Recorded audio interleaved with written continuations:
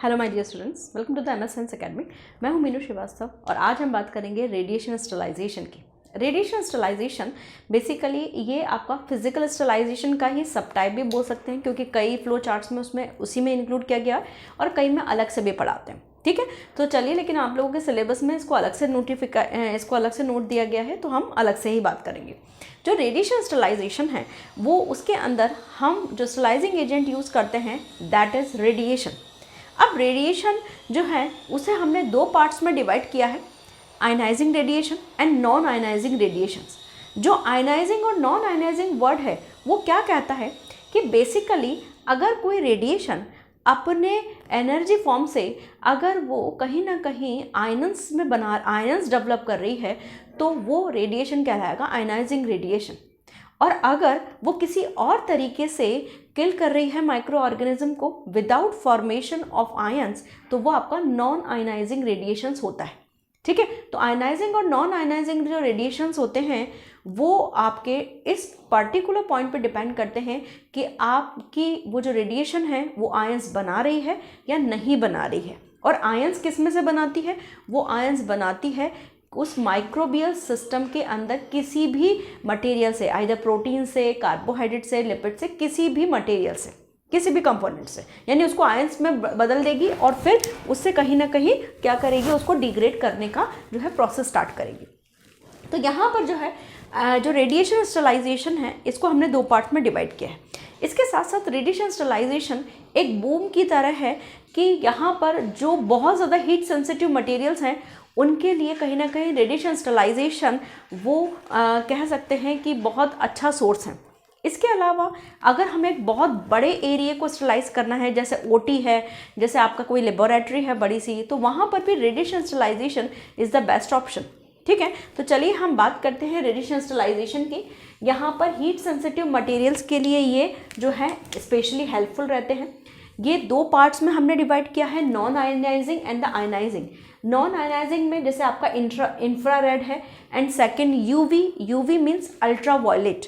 यहाँ पर जो आयनाइजिंग रेडिएशन है इसमें एक्सरे है, गामा रेज हैं, आपकी कॉस्मिक रेज हैं। ये बहुत अच्छे कह सकते हैं हम आयनाइजिंग रेडिएशंस के जो है एग्जाम्पल्स हैं। जो नॉन आयनाइजिंग रेडिएशंस होती हैं उनकी वेवलेंथ कंपैरेटिवली ज़्यादा होती है as compare to ionizing radiation. तो अगर वेवलेंथ ज़्यादा होती है तो एनर्जी क्या होती है? कम। ये ध्यान रखिएगा, एनर्जी और वेवलेंथ का उल्टा रिलेशन है, यानी कि अगर वेवलेंथ ज़्यादा है तो एनर्जी होगी कम, और अगर वेवलेंथ कम है तो एनर्जी होगी ज़्यादा। E is inversely proportional to the lambda. ये ध्यान रखिएगा, E is inversely proportional to the lambda, और लैम्डा क्या है? आपका वेवलेंथ है। ठीक है, तो यहाँ पर जो है नॉन आयनाइजिंग रेडिएशन ये लॉन्गर वेवलेंथ होती हैं, तो इसका मतलब ये है कि इनके पास जो एनर्जी होती है वो कम होती है। एज किसके कंपैरिजन में कम होती है? आयनाइजिंग रेडिएशन के कंपैरिजन में कम होती है।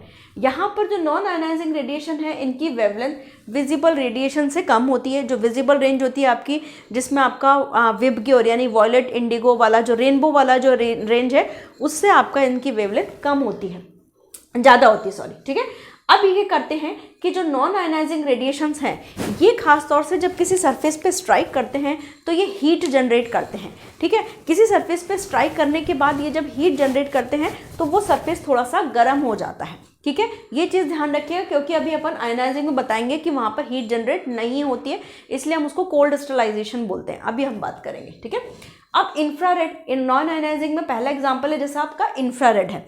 इंफ्रारेड क्या करते हैं कि ये माइक्रो ऑर्गेनिज्म को ऑक्सीडाइज कर देते हैं। ठीक है, ये माइक्रो ऑर्गेनिज्म M.O मतलब S मतलब माइक्रो ऑर्गेनिज्म। ठीक है, जनरली जो इंफ्रारेड्स होते हैं वो प्री पैक्ड आइटम्स जैसे आपके सिरिंजेस हैं, कैथेटर्स हैं, उनको यानी कि पैक्ड फॉर्म में ही उनको स्टरलाइज करने की कैपेबिलिटी रखते हैं। ठीक है, जो अल्ट्रा वायलेट रेडिएशंस है, ultraviolet radiations, UV radiation मतलब कि ultraviolet radiation, ultraviolet radiations की जो रेंज होती है दैट इज 2400 से 2800 एंगस्ट्रम।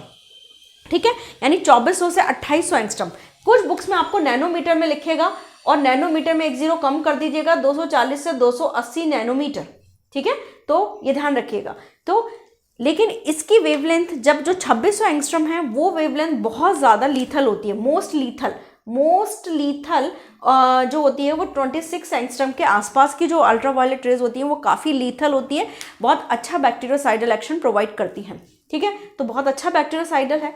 जनरली अल्ट्रावायलेट रेज काम कैसे करती हैं? दे डीनेचर द बैक्टीरियल प्रोटीन, यानी कि ये बैक्टीरियल प्रोटीन को डीनेचर कर देंगी। दूसरा, ये डीएनए को डैमेज करती हैं। अब डीएनए को ये कैसे डैमेज करती हैं? By the formation of pyridine dimer, यानी कि ये डाइमर बना देती हैं पायरिडिन के। प्यूरिन के अंदर नाइट्रोजन, हम जानते हैं कि डीएनए के अंदर दो तरीके के नाइट्रोजन बेसेस होते हैं। First is the purine and second is the pyrimidine. Purine के अंदर एडेनिन और गुआनिन आता है और पायरिमिडिन के अंदर साइटोसिन, थायमिन और यूरेसिल आता है। तो ये क्या करते हैं, थायमिन हाइमिन के बीच में डाइमर्स बना देंगे, यानी उनके बीच में कनेक्शन कर देते हैं, जिसकी वजह से डीएनए की जो स्ट्रक्चर है वो गड़बड़ा जाती है, ऑल्टर हो जाती है, चेंज हो जाती है। ठीक है, तो ये डीएनए को डाइमर फॉर्मेशन के थ्रू डैमेज करते हैं। इसके अलावा रेप्लिकेशन, जो डीएनए का रेप्लिकेशन है उसको भी इनहिबिट करते हैं। इसके अलावा हाइड्रोजन पेरोक्साइड को फॉर्म भी करते हैं। तो यहाँ पर जो है ये किसके लिए, अल्ट्रावायलेट रेज जो होती हैं वो आपके ओटी यानी ऑपरेशन थिएटर को स्टरलाइज करने में बहुत अच्छा एजेंट है। लेबोरेटरीज, कई सारे जो एंट्री वेज होते हैं उनको स्टरलाइज करने में बहुत अच्छा एजेंट है।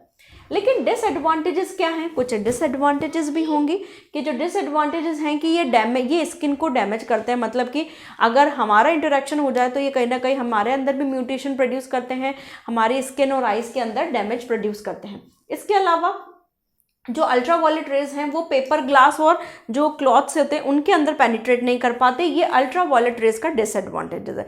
इंफ्रारेड तो पेनिट्रेट कर पाएगी, इंफ्रारेड जो प्री पैक्ड आइटम्स है उनके अंदर बहुत अच्छे से उसको स्टरलाइज करती है। ठीक है, नाउ अब हम बात कर लेते हैं आयनाइजिंग रेडिएशन की। आयनाइजिंग रेडिएशन जो होता है वो बहुत अच्छे स्टरलाइजिंग एजेंट है and they penetrate the deep into the object. ये ऑब्जेक्ट के डीप में पेनिट्रेट करते हैं, डीप इनटू द ऑब्जेक्ट। ठीक है, और ये हीट प्रोड्यूस नहीं करते हैं। ठीक है, अभी हमने कहा कि जो नॉन आयनाइजिंग रेडिएशंस हैं जब वो किसी सरफेस पे गिरते हैं then they producing the heat, but the ionizing radiation do not producing the heat, इसीलिए इनको हम कोल्ड स्टरलाइजिंग एजेंट्स भी बोलते हैं, या इनका जो स्टरलाइजेशन है वो कोल्ड स्टरलाइजेशन बोला जाता है। ये ध्यान रखिएगा, कोल्ड स्टरलाइजेशन। ठीक है, अब यहाँ पर जो है क्योंकि हीट प्रोड्यूस नहीं करते हैं। ठीक है, ये अच्छा मैंने यहाँ लिखे रखा है, सॉरी, ये कोल्ड स्टरलाइजेशन है। ठीक है, इनको हम कोल्ड स्टरलाइजेशन से रेफर करते हैं। ये जनरली बैक्टीरियल एंडोस्पोर्स को किल करते हैं, वेजिटेटिव सेल्स को किल करते हैं, लेकिन एक दिक्कत होती है कई बार ये वायरस के लिए उतने इफेक्टिव नहीं हो पाते हैं, but not always effective against virus. ठीक है, जो गामा रेज है that is the gamma rays. ठीक है, ये जो फॉर्म है that is the gamma rays, है ना, ये ध्यान रखिएगा। यहाँ मैं पूरा लिख देती हूँ, गामा रेज, है ना, क्योंकि कई लोगों को सिंबल्स में परेशान हो जाते हैं। जो गामा रेज हैं वो गामा रेज को जनरली जो डिराइव किया जाता है, मतलब जनरेट किया जाता है, वो किया जाता है कोबाल्ट 60 से। वो डिराइव किया जाता है कोबाल्ट 60 से। कैसे आयनाइजिंग रेडिएशंस काम करते हैं वो है कि ये बहुत हमने कहा कि ये आयंस बनाएंगे, तो ये टॉक्सिक मेटाबोलाइट्स ये आयंस बनाते हैं, जैसे हाइड्रोक्सिल रेडिकल्स बनाते हैं, आपके सुपर ऑक्साइड आयंस बनाते हैं, हाइड्रोजन पेरोक्साइड आयंस बनाते हैं। और ये बनाते कैसे हैं कि जो माइक्रो ऑर्गेनिज्म के अंदर जो वाटर मॉलिक्यूल है उसको डीजेनरेट कर देते हैं through ionization of the water. यानी वो वाटर प्रेजेंट कहाँ पर है, वो वाटर प्रेजेंट है आपके माइक्रोबियल सिस्टम के अंदर। ठीक है, तो उसको ये डीजेनरेट कर देते हैं और उसमें ये आयंस प्रोड्यूस कर देते हैं, hydroxyl ion, super oxide ion, ये सारे आयंस प्रोड्यूस करते हैं। ये जनरली ये मोर इफेक्टिव होते हैं देन नॉन आयनाइजिंग रेडिएशन। ठीक है, तो आयनाइजिंग रेडिएशंस आपके किस में जो है यूज़ करते हैं हम, टू स्टरलाइज द थर्मो। अगर हम ये देखें कि जो रेडिएशन स्टरलाइजेशन है वो मेनली थर्मोलेबाइल सब्सटेंस के लिए, जैसे एंटीबायोटिक, रबर, स्टेरॉइड्स, हार्मोन्स, उनके लिए बहुत अच्छा जो है एक कह सकते हैं कि बहुत अच्छा एज ए स्टरलाइजिंग एजेंट है।